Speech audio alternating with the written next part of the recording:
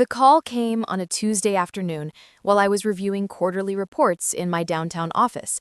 I almost didn't answer the unknown number, but something made me pick up. Hello? Is this Sophia Martinez? The woman's voice was professional but slightly uneasy. Yes, this is Sophia. Hi, I'm Jennifer Walsh from Pristine Events. I'm the wedding planner for your brother David's wedding at the Ocean View Grand Resort. I set down my coffee cup. David hadn't spoken to me in months. Not since our last family dinner, where he made it clear I wasn't welcome at family gatherings anymore. Okay, what can I help you with? Well, this is rather awkward, but I received a call from your parents this morning. They asked me to remove you from the guest list entirely. Her voice dropped slightly. They said, and I quote, "She's not family anymore and isn't needed at this celebration." I leaned back in my leather chair, gazing out at the city skyline through my floor-to-ceiling windows. I see. And what did you tell them? I told them I'd handle it professionally. I'm calling all affected guests personally. She paused. I'm sorry, Miss Martinez. This must be difficult to hear. That's very considerate of you, Jennifer. Can I ask you something? Of course. Are you happy with the Ocean View Grand Resort? Is everything meeting your expectations for the wedding? She seemed surprised by the question. Oh, yes, absolutely. It's one of the most beautiful venues we work with. The staff has been incredible, and the facilities are world-class. We're so fortunate they had availability for next Saturday. It's usually booked solid months in advance. That's wonderful to hear. I'm glad David chose such a nice place. I picked up my phone and opened my contacts. Jennifer, can I make a quick call? Can I call you back in about 10 minutes? Sure, that's fine. Again, I'm really sorry about this situation. After hanging up, I dialed my assistant. Maria, I need you to connect me with Jonathan Pierce at Ocean View Grand Resort immediately. Right away, Miss Martinez. Within 2 minutes, Jonathan was on the line. As the general manager of the flagship property in my resort chain, he'd been expecting my call about the Martinez wedding booking. Sophia, I got your message about reviewing the event for this weekend. How would you like me to handle this? Jonathan, I want you to call the wedding planner, Jennifer Walsh, from Pristine Events, and inform her that due to a scheduling conflict, the resort must cancel the Martinez wedding. Full refund of all deposits, of course. Explain that we've had a last-minute corporate buyout event that requires the entire facility. Understood. Should I offer alternative dates? No. Make it clear that we're unable to accommodate any future bookings for this particular client. I glanced at my watch. Also, please ensure that our other 6 resort locations in the area are informed that we cannot accommodate this wedding at any of our properties. I'll handle it immediately. Anything else? Yes. When you speak with Miss Walsh, please mention that this decision came directly from the chain's owner. Don't elaborate beyond that. Of course, Sophia. Consider it done. I hung up and waited. Exactly 8 minutes later, my phone rang. Miss Martinez, this is Jennifer Walsh again. I just received a very unexpected call from the resort. Oh, what did they say? They're canceling the wedding. Complete cancellation. They said there's been a last-minute corporate event that requires the entire facility. Her voice was tight with stress. This has never happened to me before. Never. I've been planning weddings for 12 years. That's terrible, Jennifer. What did they say exactly? The general manager said the decision came directly from the chain's owner. He was very apologetic, but firm. No alternative dates, no other locations in their chain. Nothing. I could hear papers rustling. Miss Martinez, I have a wedding for 200 people in 5 days, and I have no venue. I don't know what I'm going to do. That does sound challenging. Did they give you any other details? Not really, just that it was a corporate decision from someone high up the chain. She paused. Wait, did you say your last name was Martinez, like the wedding? Yes, David Martinez is my brother. Oh my God, Miss Martinez, I need to ask you something, and please forgive me if this sounds crazy, but do you happen to know anyone who works with this resort chain? Any connections that might help us understand what happened? I smiled, glancing at the framed photo on my desk from the ribbon-cutting ceremony when I acquired the Ocean View chain 3 years ago. Jennifer, can I share something with you, please? Anything that might help. The corporate buyout they mentioned, that would be my company. I'm the owner of the entire Ocean View resort chain. The line went completely silent for nearly 10 seconds. You own the resort chain? All 7 properties in the region? Yes. I acquired them through my hospitality investment firm 3 years ago. But your family, they said you weren't family anymore. They made it sound like you were… Like I was what, Jennifer? Like you were struggling, like you weren't successful. Your brother mentioned something about you having unrealistic dreams, and your parents said you were finally learning to be realistic about your limitations. I laughed, but not unkindly. Jennifer, can I ask you to do something for me? Yes, of course. Could you conference in my brother? I think there's been some miscommunication in my family that needs clearing up. Are you sure? I mean, I'm just the wedding planner. This seems very personal. Trust me, this is the best way to handle it. Can you call him now? A few minutes later, David's voice joined the call. Jennifer, what's going on? Please tell me you found a solution for the venue crisis. David, I have your sister Sophia on the line with us. What? Why? His tone immediately turned cold. Jennifer, I thought we made it clear that Sophia isn't involved in this wedding. We don't need her trying to insert herself into our celebration. David, Sam called to let me know I'd been removed from the guest list. Good. I'm glad she handled it professionally. We don't need any drama or tension-seeking behavior at my wedding. I agreed with that decision completely. No drama is important for such a special day, I replied evenly. Jennifer's voice was tentative. David, there's something else we need to discuss about the venue. Right now, it's a cancellation crisis. Jennifer, I don't care what it costs. Find us another high-end location. Money isn't an object. This is my wedding to Victoria, and it needs to be perfect. David, I interjected before Jennifer could continue. Can I ask you something? Make it quick, Sophia. I'm busy dealing with a real crisis here, not whatever imaginary problems you're having this week. When you booked the Ocean View Grand Resort, did you research who owns it? What does that matter? Some big corporation. The point is, it's exclusive and expensive, which reflects well on our family status. Jennifer's voice was barely above a whisper.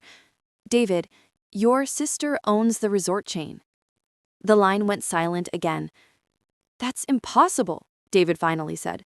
Sophia works some basic office job.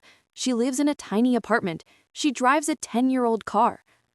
David, I said gently, I live in a downtown penthouse, and I take car service most places because I'm usually working during commutes.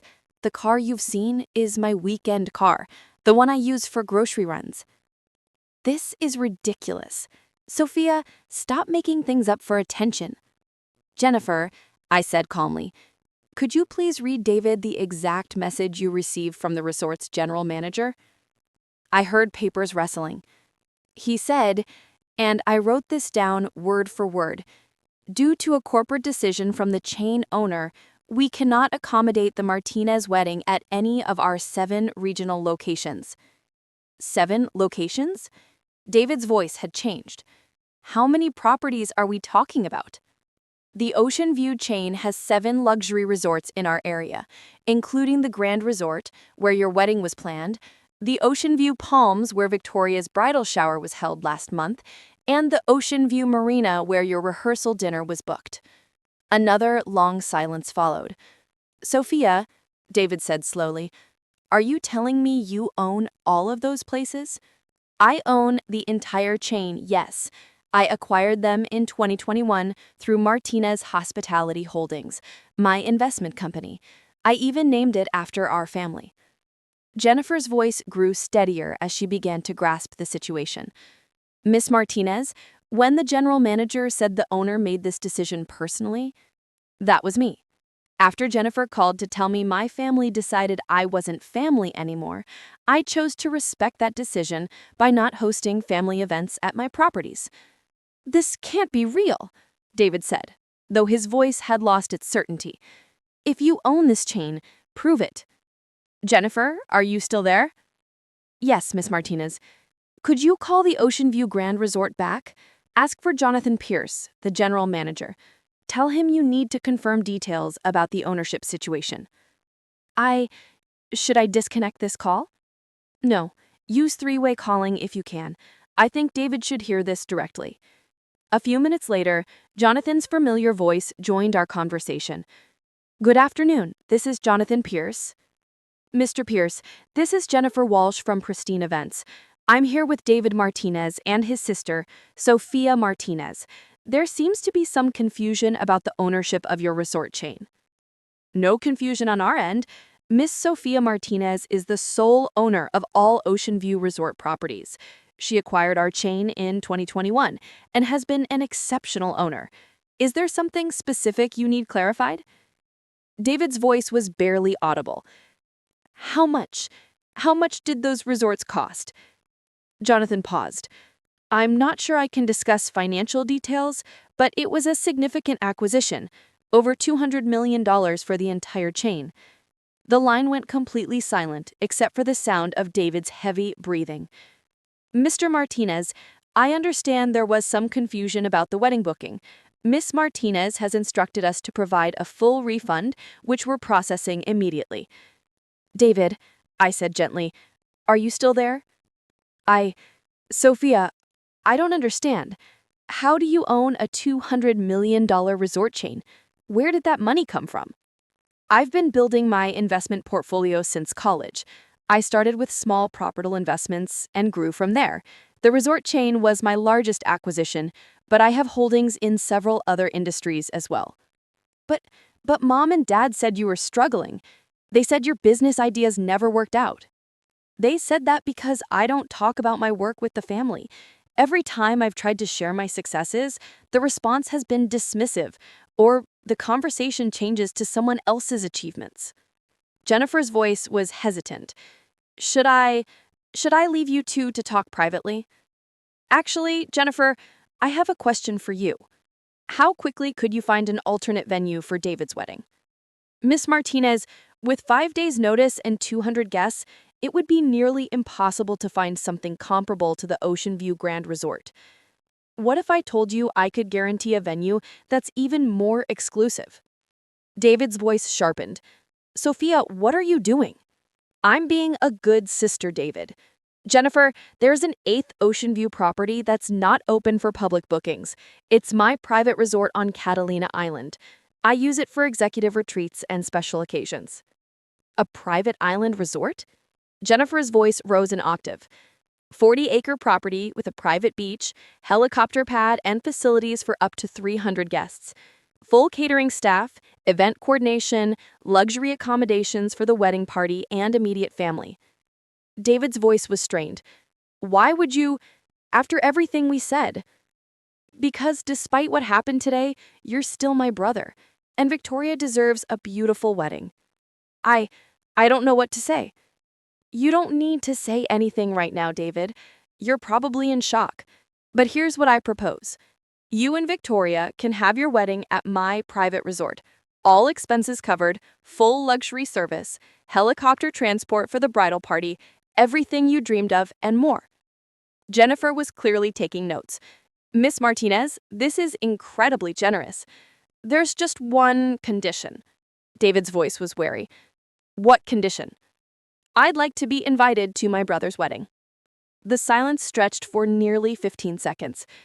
Of course, David finally whispered. Of course you're invited. Today, we need to talk. Really talk. We will, I said softly. But first, let's make sure you have the wedding of your dreams. Jennifer, can you handle coordinating with my events team for the island property? Absolutely, Miss Martinez. This is the most incredible turnaround I've ever experienced in my career. Jonathan, are you still on the line? Yes, Miss Martinez. Please coordinate with Jennifer to arrange helicopter transport from your marina location to the island. Make sure the transition is seamless for all the guests. It would be my pleasure. After we finished coordinating the logistics, Jennifer and Jonathan left the call, leaving just David and me on the line. Sophia, David said quietly, I owe you the biggest apology of my life. David, we both made mistakes. I should have been more open about my success, and you should have asked more questions instead of making assumptions. But, Sophia, we treated you terribly. All of us, Mom and Dad included, think you're struggling to pay rent. I know, I've let them think that, because every time I tried to share good news, it was dismissed or minimized. It became easier to just let you all believe what you wanted to believe. How successful are you really? I looked around my office, the city skyline, the photos from various business acquisitions and charity events. My net worth is around $400 million. David, the resort chain is just one part of my portfolio. 400. He trailed off. Sophia, you're incredibly successful. I've been fortunate, and I've worked very hard all this time. I thought you were just dreaming, that you hadn't figured out real life yet. I figured out real life differently than our family expected, I said. But I did figure it out. David was quiet for a long moment. The wedding invitation, Sophia, that wasn't my idea. Mom and Dad convinced me that having you there would create drama, that you'd try to make the day about yourself. David, when have I ever tried to make family events about myself? Another long pause. Never. You've never done that. You usually sit quietly in the background. Exactly. I show up, I'm supportive, and I keep my own life private, which we interpreted as failure instead of discretion. It seems that way. Sophia, can we start over? Can our family start over with you? I thought about all the years of dismissive comments, the assumptions, the way my achievements were minimized or ignored. But I also thought about David's voice right now, the genuine regret and shock. I'd like that, David, but it has to be genuine. No more assumptions about my life or my choices. And when I share something I'm proud of, I need it to be received with the same enthusiasm the family shows for everyone else's achievements. Absolutely. And Sophia, Victoria, and we want to make this right. All of us. Then let's start by giving you both the most beautiful wedding celebration possible. You can make things right with the family afterward. The private island resort? Sophia, that's too generous. We can't accept something that expensive. I smiled, looking out at the city I'd helped reshape through my investments. David, it's not about the money. It's about family. And despite everything that's happened, you're still my family. We don't deserve this kindness. Maybe not, but you're getting it anyway. That's what family does. I need to call Victoria. Mom and Dad, they need to know. David, wait. Let me suggest something. Don't tell them about my business success yet. Let's just say the venue situation got resolved. After the wedding, when everyone's relaxed and happy, we can have a family conversation about everything. Why wait? Because right now they'll be defensive and embarrassed. Let's give them a beautiful wedding celebration first, then address the bigger issues when emotions aren't running so high. You're probably right. You've always been the smart one in the family. We're all smart in different ways, David. We just haven't been very good at recognizing that in each other. 3 days later, I stood on the deck of my private resort, watching the sun set over the Pacific as the final preparations were completed for David's wedding. The island looked absolutely magical. Thousands of white lights strung between the palm trees, elegant seating arrangements on the beach, and a dance floor perfectly positioned to overlook the ocean. Victoria had cried when she first saw the setup. Sophia, this is more beautiful than anything I ever imagined. My parents had been quiet since arriving on the island, clearly overwhelmed by the luxury and exclusivity of the venue. They kept asking how I'd arranged such an elaborate location, and I kept giving vague answers about having connections. The ceremony itself was perfect. David's vows brought tears to everyone's eyes, and Victoria looked radiant in her dress. As they exchanged rings with the ocean as their backdrop, I felt a genuine happiness for them that I hadn't expected after everything. During the reception, my father approached me at the bar. "Sophia, this place. How did you manage to secure something like this? I've never seen anything so beautiful." "I'm glad you're enjoying it, Dad." "But the cost. This must have cost more than most people's houses. How are we going to pay for this?" I smiled, sipping my champagne. "Don't worry about the cost. It's handled." "But Sophia, you can't afford something like this. Nobody can, except maybe billionaires." "Dad, we agreed to have family conversations after the wedding. Tonight is about David and Victoria." He nodded, but I could see the questions turning in his mind. Later, during the dancing, my mother pulled me aside. "Sophia, I need to apologize for the invitation situation. David told me what happened with the wedding planner." "It's okay, Mom." "No, it's not. We made assumptions about you, about your life, and we were wrong to exclude you. We can talk about all of this tomorrow. Tonight is about celebrating." "But I feel terrible. You arranged this incredible celebration for David after we treated you so poorly." I looked around at the fairy tale setting, David and Victoria dancing under the stars, family members enjoying themselves in ways I'd rarely seen. "Mom, seeing everyone happy like this is worth it. Family is complicated, but it's still family. You're a better person than any of us deserved. We all make mistakes. What matters is what we do moving forward." The next morning, the entire family gathered for breakfast on the resort's main terrace. The atmosphere was relaxed, everyone still glowing from the previous night's celebration. "So," my father said, setting down his coffee cup, "I think it's time for some honest family conversation." David and Victoria exchanged glances. "Dad, there are some things about Sophia we need to discuss, like how she managed to arrange all of this luxury, among other things," David said carefully. I took a breath.